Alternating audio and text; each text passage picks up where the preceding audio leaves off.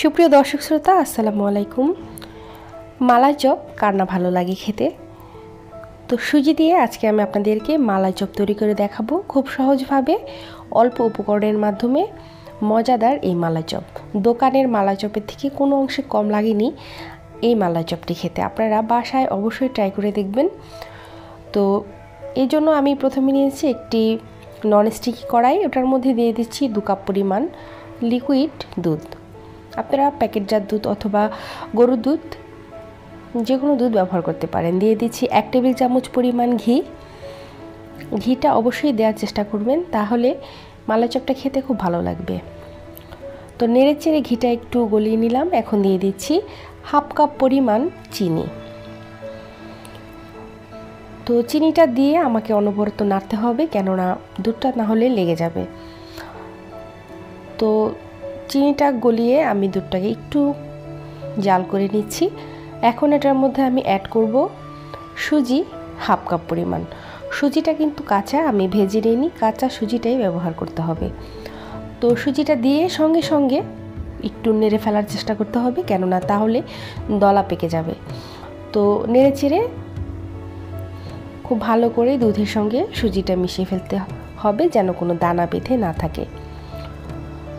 তো সুজি দিয়ে এভাবে অনবরত নাড়তে হবে, নেড়ে নেড়ে একটা হালুয়া তৈরি করতে হবে।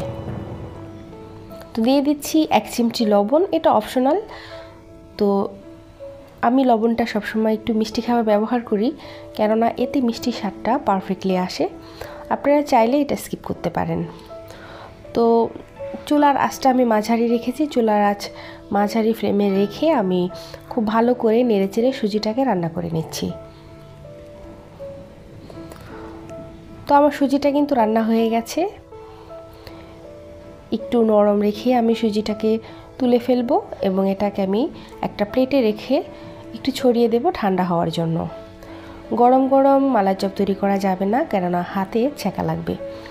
তো আমার মালাই চপের জন্য সুজিটা কিন্তু অলরেডি ঠান্ডা হয়ে গেছে। আমি এখন হাতে একটু ঘি মাখিয়ে চপগুলো তৈরি করে নেব। তো পরিমাণ অনুযায়ী আমি একটু সুজি হাতে নিলাম। আপনারা আপনাদের পছন্দ অনুযায়ী সাইজের মালাই চপ তৈরি করে নেবেন। আপনারা যদি চান এর থেকে ছোট করতে পারেন। তো এভাবে হাতের মধ্যে কিছুটা ডো নিয়ে তারপরে ঘুরিয়ে ঘুরিয়ে হালকা হাতে একটু চেপে দিতে হবে, যেন চপের শেপটা আসে। তো দর্শক শ্রোতা, দেখতে পেলেন, আপনারাও ঠিক এভাবে করেই সবগুলো চপ তৈরি করে নেবেন। আমি এভাবে করেই সবগুলো চপ তৈরি করে নিয়েছি। তো এখন আমি ননস্টিকি কড়াইটা ধুয়ে নিয়েছি। আজকে আমার একটা ভুল হয়ে গেছে। আমি যখন ভিডিও করছিলাম তখন আমার ক্যামেরাটা পজ হয়েছিল, আমি খেয়াল করিনি। তো আমাকে সবাই মাফ করবেন। আমি এখানে 1 কাপ পরিমাণ গুঁড়ো দুধ দিয়েছি আর 2.5 কাপ পরিমাণ পানি দিয়েছি। তো 1 কাপ পরিমাণ গুঁড়ো দুধ আর 2.5 কাপ পরিমাণ পানি দিয়েছি এবং গুঁড়ো দুধটাকে পানির সঙ্গে ভালো করে মিশিয়ে নিচ্ছি। তো এর মধ্যে দিয়ে দিচ্ছি 1/4 কাপ পরিমাণ চিনি আর দিয়ে দিচ্ছি 4টা এলাচ। এলাচের মুখটা একটু ফাটিয়ে দিয়েছি যাতে সুঘ্রাণটা বেরিয়ে আসে।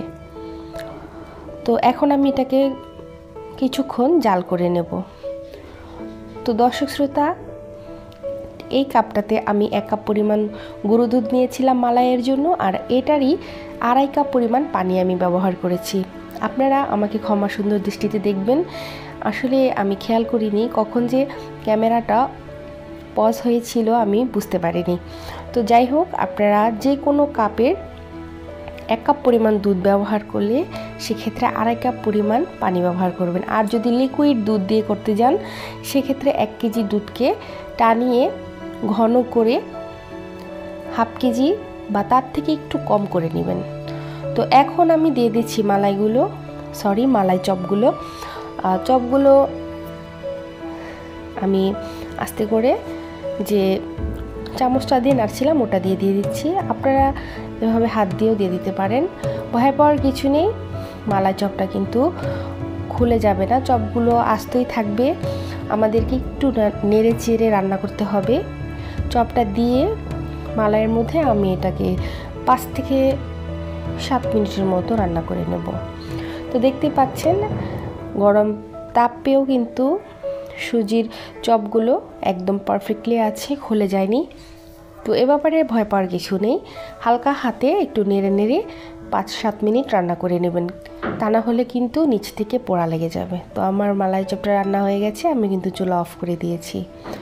তো উপরে একটু কাজু বাদামের গুঁড়ো ছিটিয়ে দিচ্ছি, আপনারা চাইলে পেস্তা বাদাম অথবা যে কোনো বাদামের গুঁড়ো দিয়ে এটাকে সার্ভ করতে পারেন। তো দর্শক শ্রোতা, আজকের রেসিপিটি কেমন লাগলো জানাবেন। সবাই ভালো থাকবেন, সুস্থ থাকবেন, আর এটা খেতে অসম্ভব মজা, একবার হলেও ট্রাই করবেন। আল্লাহ হাফেজ।